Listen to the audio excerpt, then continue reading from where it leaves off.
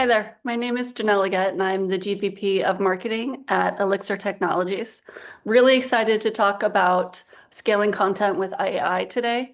It's a subject that I know so many of us are thinking about, talking about, trying to find a way that works for us. And I'm going to talk through kind of what my thoughts are today and also give some practical examples. So let's get started. I think we all know the state of marketing and the state of content marketing specifically is changing. We're all trying to do more and more and more with less and less and less. And that's no different. In fact, that's, I think, more challenging with content because not a lot of other people across the organization understand just how valuable content is, but also just how hard it is to get right. So we're trying to do more with less. We're expecting personalization across the board from our partners in sales, our partners in product, and across to our business as well. So as we're doing more and more with less, it just becomes this never-ending treadmill. Case studies, white papers, blog posts, one-pagers, social, all of this. And if we're not careful, we're going to burn out. So how can we, as marketers, as content marketers, do more with less and use AI? And the reality is, AI is not the big bad wolf. Not going to come and blow your house down. Hopefully people get that reference. If you don't, then you're probably a little too young and I've aged myself. But that's the reality, it's not here to replace. And if anyone is thinking about AI as a way to replace marketing or replace content marketers or replace editors, you're thinking about it all wrong. And you'll probably pay the price for it at the end of the day.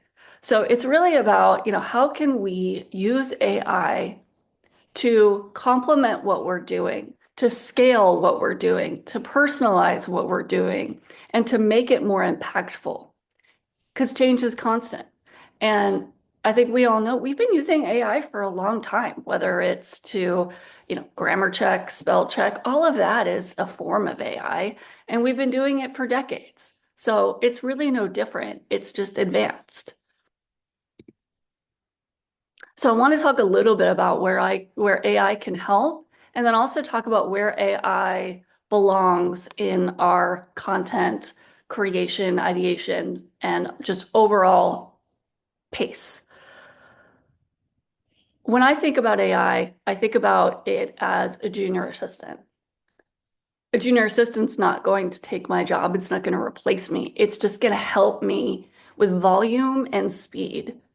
And it's my job as the boss of my junior assistant to push them in the right direction, to give oversight, to give them the strategic imperatives that we need to hit, give them that direction.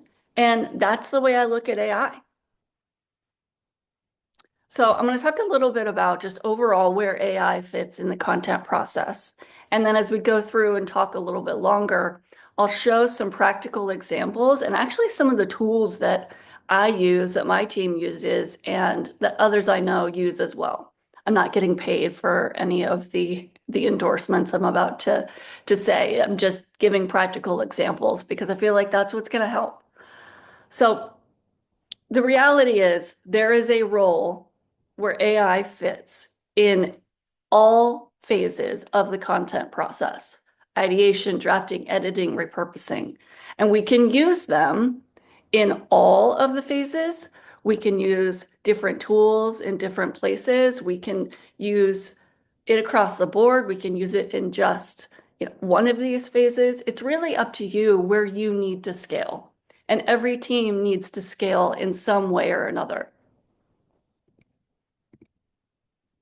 All right, so my first practical example is the part of the content flow where it's idea generation and then drafting, getting that first draft. AI can really help with this part. So I'm going to highlight Content Shake AI and give an example of how we can use Content Shake AI and AI in general to create a first draft for us. So first, Elixir Technologies works in customer communications management space, and we market specifically to insurance. So I want to get some ideas, maybe a first draft on the insurance customer communication management. What are some things I can write about? Just like that, it spit out 888 words. I didn't tell it to do 888 words. It was just kind of a nice round figure. And I blurred this just because you don't need to know that I actually use this quite a bit. But the reality is this is a first draft, and it's a great first draft. Now it's up to me to take this first draft and make it even better, to put personalization in it, to take customer interviews, to take the ICP research that we've done, to understand and take all the things that we've learned throughout our outreach and layer that in here. I can't just take this first draft and put it out into the market. It's just not going to work like that. And that's what AI can't do well. It can't understand your ICP. It can't talk to your customers. Well, maybe it can, but in this instance for a draft, no. It can't really deliver original points of view and understand nuanced messaging. And it really can't align with your brand tone consistently across channels. There are some tools where you can use it in that way, but the reality is, if I leverage AI to create a draft message that I'm going to put out into the market, I want eyes on it. I want my team to look at that and figure out, okay, this is my ICP. This is who I'm talking to. Oh, I have a customer story that I can layer in there. And right now you've just eliminated a lot of steps by having an 888 word draft to work with. That's where we need to leverage AI, because truly without that human layer, that AI-driven content can just feel really generic and disconnected. And I know many of you, especially in marketing, we can tell. We can tell what is just pure AI. And it kind of cheapens the experience, and it cheapens what we're trying to create and the value that content really has on pipeline. So I've included a quote here from Kylie Cruz, who is actually on my team at Elixir Technologies. She is our content marketer. She is absolutely fantastic. So nobody reach out and steal her, please. But she brings up a really good point, right? Without a human to edit and to make the copy personal, you can't rely on AI to write your content. And you can't have your voice be heard if it's exactly the same as someone else's. And Kylie has been phenomenal with creating our content here and leveraging all of the new techniques and new ways to say the right thing at the right time to the right person, which is really all about what content is. All right, so another practical example of the content process, the drafting to editing phase. So we've created a draft, whatever, if it's the one-pager, a slide deck, a blog post, anything that it is. And now we need to go into that phase of editing. And I'm not talking about just editing from the perspective of grammar or making sure that, I'm using commas properly, even though I do need that from time to time. I'm talking about editing from the perspective of getting a little bit more nuance and personalization. So for this practical example, I'm going to use ChatGPT. I use ChatGPT on, I wouldn't even say a daily basis because it's probably more of an hourly basis. And I use it for a lot of different things. But in this instance, I'm going to talk about how I use it from a drafting to editing process. And where it comes down to is how good of a prompt you can write. So what I've done here is I take that marketing content that I've drafted and I've shared with ChatGPT already. I've trained ChatGPT already to know our ICP. I've shared our ICP, I've shared our personas, I've shared our brand voice. It knows, as I've trained it, really who I'm talking to and what I'm trying to say. So I can ask ChatGPT with a relevant prompt to take the draft, maybe that I've written, not the one that I just created with AI, but the one that I've written. And I want them to add more of our pain points, more of who we're talking to and who our ICP is. And that really comes down to how we also write prompts. Prompt it real good. Again, another reference, Salt and Pepper, if anyone, cares to hear that. You'll hear that on repeat throughout your day. But it is really about writing a good prompt.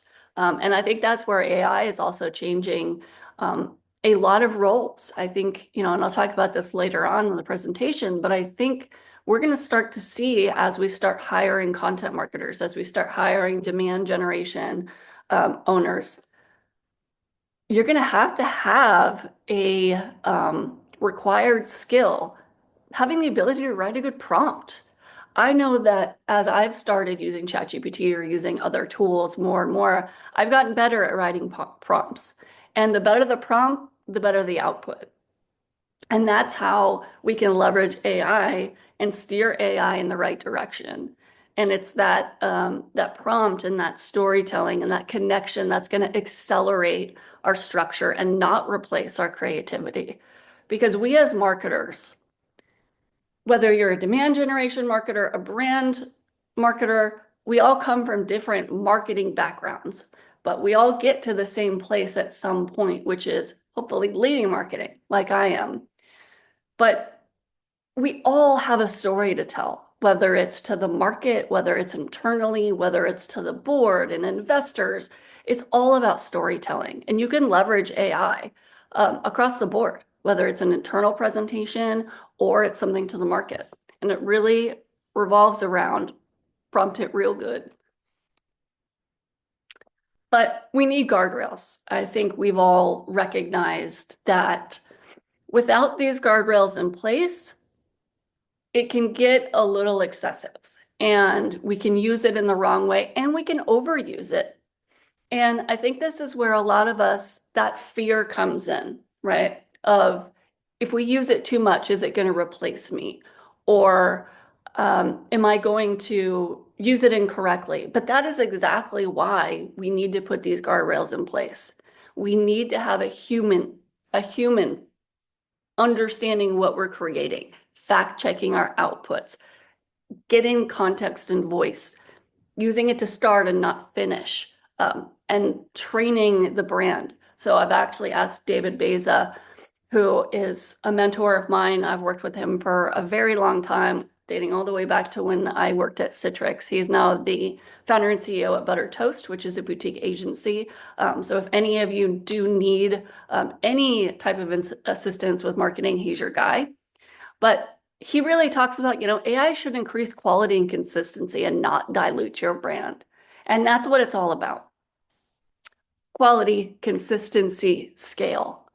Not about replacing, not about diluting your brand from all of the time, the months, the years, the dollars that you've spent building your brand to just be ripped away with something you put out into market that's not great. So some other practical ways to use AI. This is, an area where I'm pretty passionate about across the board, and Kylie actually on my team uses AI for this as well.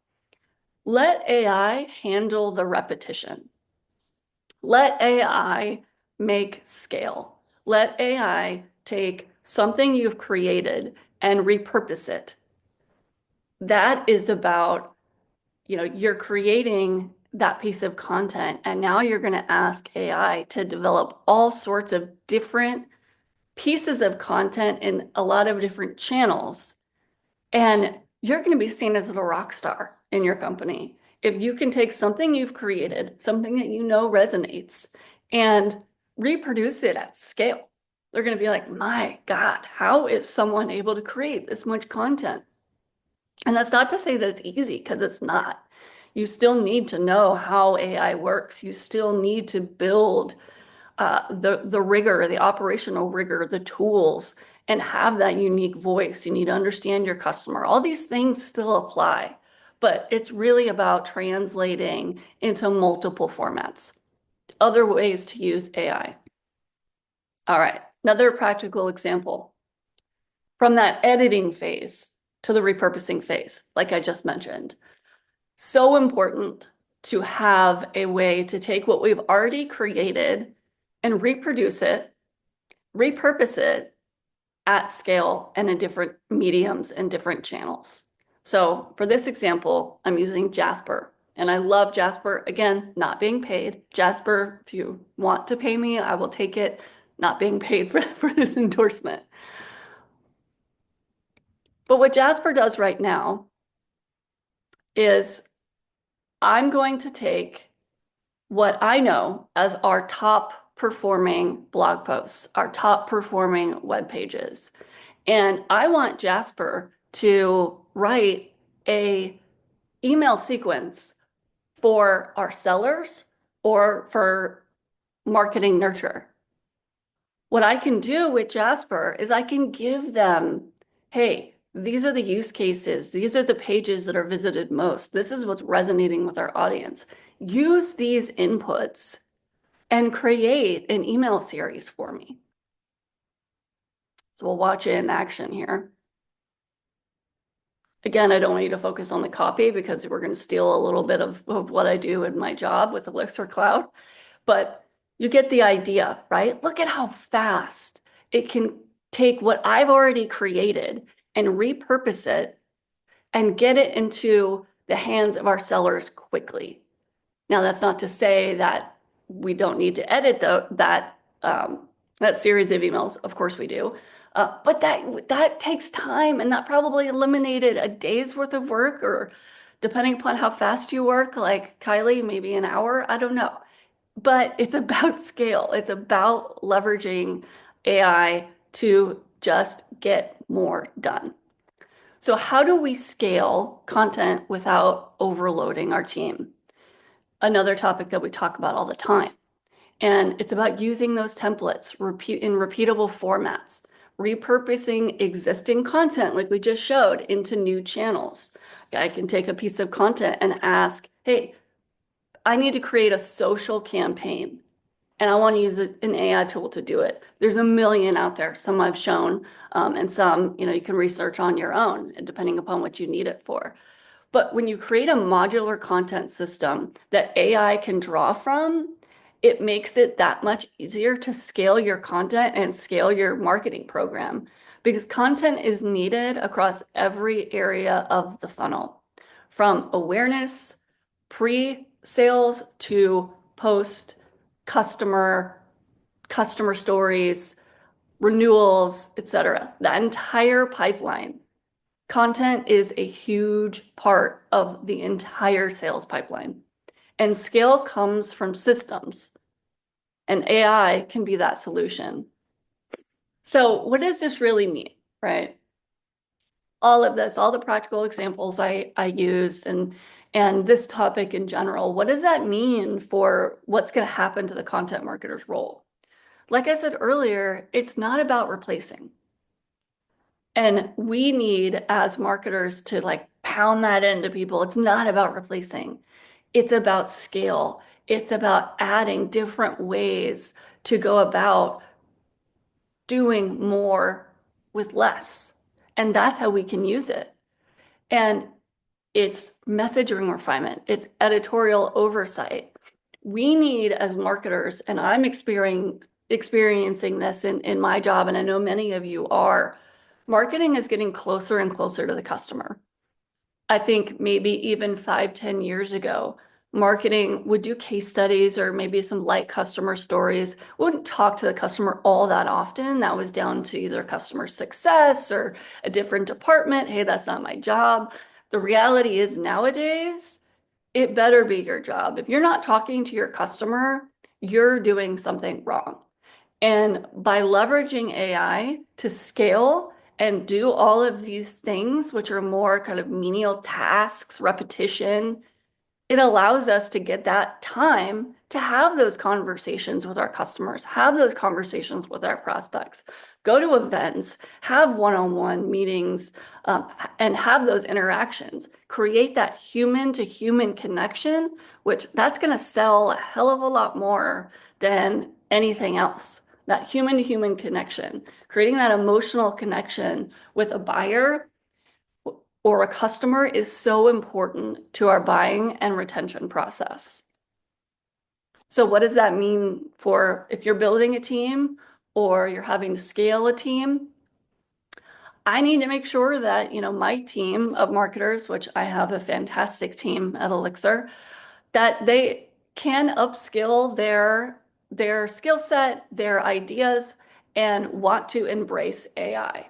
We actually have a really great program that we're just about to start that leverages AI for demand gen. So maybe that'll be another talk that I do one of these days.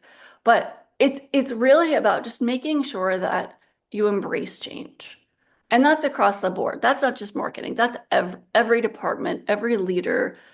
We need to embrace change because if you don't, things are going to pass you by. So AI, again, doesn't eliminate jobs. It just reshapes them. And that's where I talked about perhaps on a job description, we're going to start seeing more and more prompt writing as a skill set. Something that, 5, 10 years ago, you'd be like, what? What is that? But that's a necessary evolution of content marketing. That's a necessary evolution of marketing in general.